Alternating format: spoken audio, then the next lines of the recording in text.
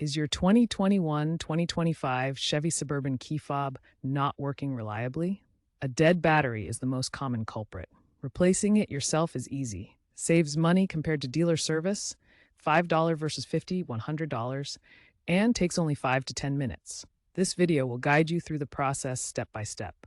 Your Chevy Suburban key fob for 2021 through 2025 models uses a CR232 3V lithium coin cell battery.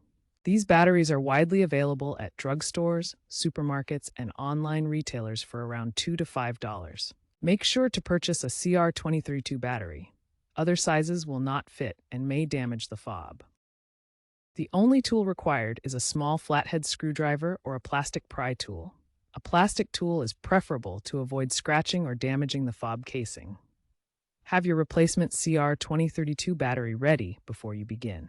Locate the small seam on the side or back of your key fob. This is where the two halves of the fob connect and can be separated. Gently insert your flathead screwdriver or plastic pry tool into the seam. A plastic pry tool is recommended over metal to avoid damaging the fob's electronics or scratching the case. Twist or pry carefully to separate the two halves of the fob. Apply gentle pressure and work around the edges to avoid damaging the internal components. Avoid excessive force to prevent cracking the case.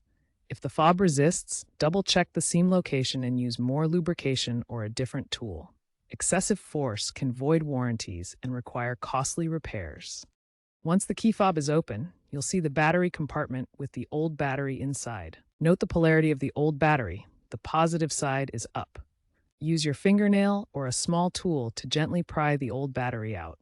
Insert the new CR2032 battery, matching the correct polarity with the positive side up. Start with the disassembled key fob parts. Carefully align the two halves of the casing by matching any notches or pins on the edges. Press the halves together firmly but gently. You should hear or feel a secure snap as they lock into place. Inspect the seam for even alignment with no visible gaps. This ensures a proper seal. If your key fob has a metal key blade, make sure it swivels freely and is not bent or damaged during reassembly. Your reassembled key fob should now be secure and ready for testing. After reassembling the key fob, test all its functions to ensure the new battery works properly. Press the lock button to test locking your vehicle. Press the unlock button to test unlocking. Press the panic button to test the alarm function. If equipped, press the remote start button to test starting the engine remotely. If the key fob doesn't work after battery replacement, double-check the battery polarity and ensure it's properly seated in the compartment. If problems persist, the internal contacts might need cleaning, or the fob could be damaged and require professional service.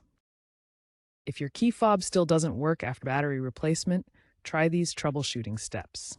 First, ensure you're using a fresh, unexpired CR2032 battery, as old ones lose power over time. Second, clean the battery contacts inside the fob using a cotton swab dipped in rubbing alcohol to remove any dirt or residue that could interfere with the connection. Third, if you live in a humid climate, check for corrosion on the circuit board.